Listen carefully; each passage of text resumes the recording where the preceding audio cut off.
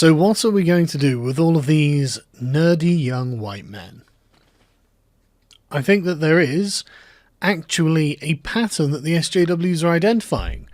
All of those racial identitarians have identified a group that do seem to be having real problems and are not being served by the wider society. In fact, I think this group is being pathologized by the wider society. And I think that telling them that they're wrong continuously only leads to worse circumstances than we already have, and things are already pretty bad. I don't have the statistics for the United States, but I have seen the statistics for the UK. In the UK, working class white men are the lowest achievers academically. They're not doing well in many different regards, and there are preferential programs to give other demographics advantages over them, even though these people are the second to the bottom, with the bottom being the Roma, who exclude themselves from wider society. So in America, I imagine that there's something quite similar, that young white working class men are doing badly. And so the question is, what is to be done? Now, I don't know why, but I'm continuously reminded of one of the survivors, David Hogg's friend. I can't remember her name, but she gave a speech where she was saying, you didn't know this kid. You know, we had to ostracize him because he was evil. And then he goes on a mass shooting. I don't think that's in any way coincidental. I think that these events are completely connected.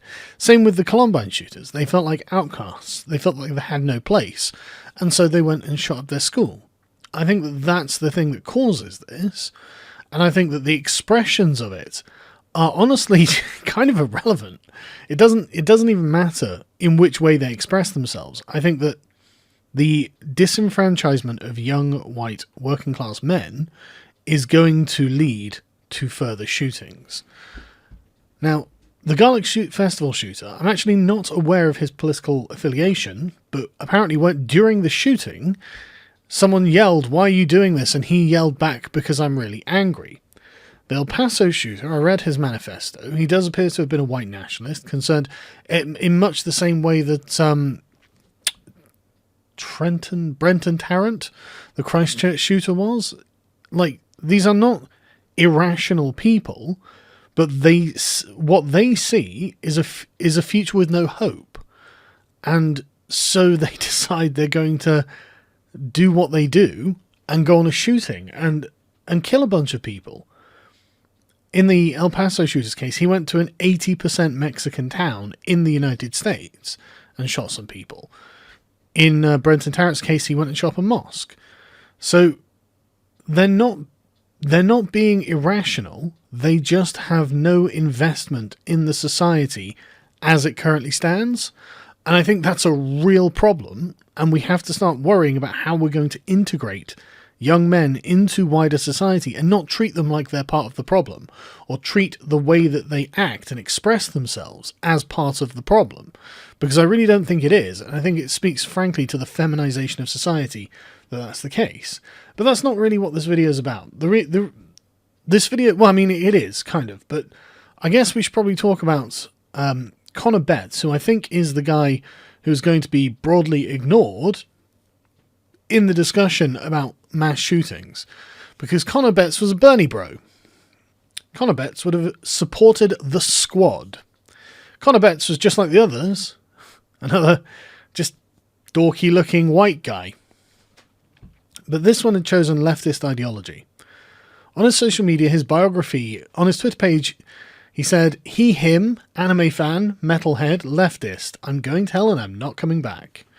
He wrote on Twitter that he would happily vote for Elizabeth Warren, praised Satan, and was upset about 2016 presidential results, saying, "I want socialism. I'll not wait for idiots to finally come around to understanding." So, I think that's enough for us to class. And apparently, he supported Antifa. So I'm happy to chalk this one up to left-wing terrorism, just like the border attack, in the same way that I'm happy to chalk up the El Paso shooter to right-wing terrorism, or white nationalist terrorism. Like I said, his manifesto seems to be quite obviously, and assuming we can take this as his manifesto, but I've seen no particular reason why we can't, and it seems to be congruent with what happened and the general atmosphere that has been brewing on 8chan. I'm not pro or against, I'm just saying that people have noticed that a lot of these people are posting manifestos and posts to the website in order to, like, essentially kind of virtue signal to the other people on there. I don't think that the problem is actually ideology, because I know a lot of people want to say, well, these people are radicalized on the internet. No, I don't think that it's radicalization that's happening on the internet, although maybe in some cases it is. But I think more concerningly, it's the fact that they have to go to places like 8chan to express certain kinds of ideas, because all they're doing is creating really resentful echo chambers on websites like this.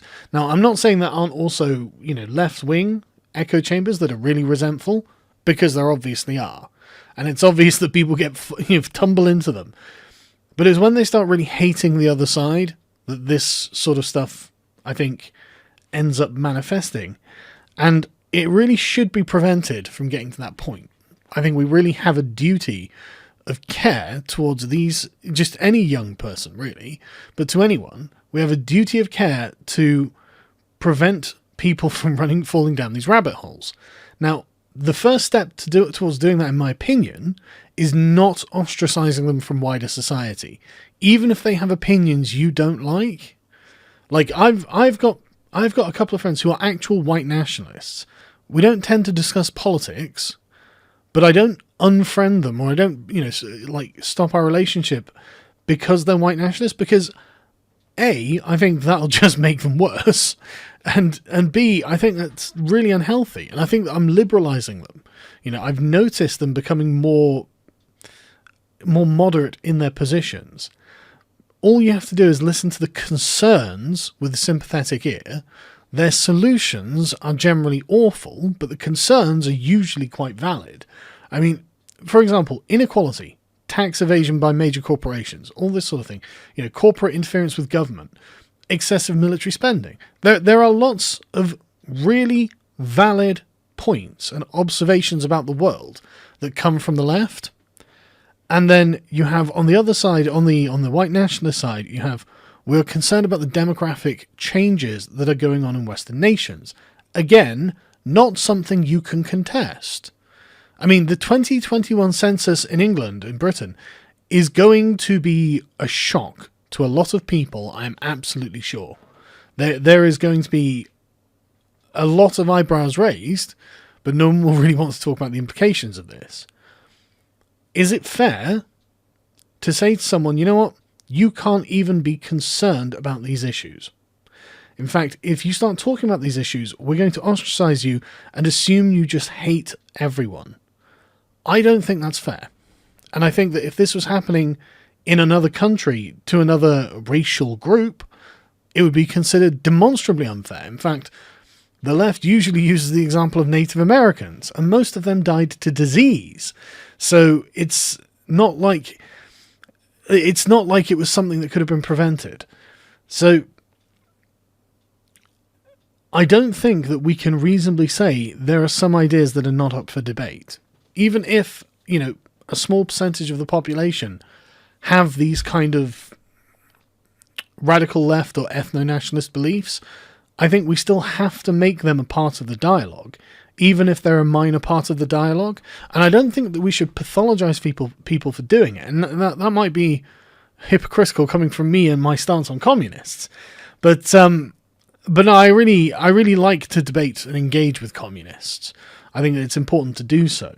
And the same with white nationalists. And because they both do have some legitimate concern, it's just that is part of a larger framework that is just generally awful. But the way a liberal democracy survives is by mitigating that concern, by addressing it, frankly. I mean, why... I really have trouble thinking, why should we not address these things? I mean, if they're all citizens, taxpayers, voters, by what right do we say that you can't be a part of the political dialogue. Seems like manifest snobbery to me, and an unfair use of license at best, an outright tyranny at worst. So I think that we probably should make room at the table for those people who are unpalatable. I don't think we have to agree with them on everything, but I think that if we further reject them to the dark confines of the internet, then we guarantee that more of this happens. We guarantee that more of this happens. It's something that we will have to expect more of with no end. Because a lot of the time, at least the initial steps of what these radicals are asking for are not unreasonable things. For example, if the communists are like, look, we want corporations to be taxed fairly. Totally fine with it. Totally agree. We would like less corporate influence in government. Man, I'm totally on board with doing that kind of thing. We can totally pursue that kind of agenda. If a white nationalist says, I would like less immigration, that's not unreasonable. That's not an unreasonable position. If, or says something like, I want the people who come to my country to learn English, again, not unreasonable.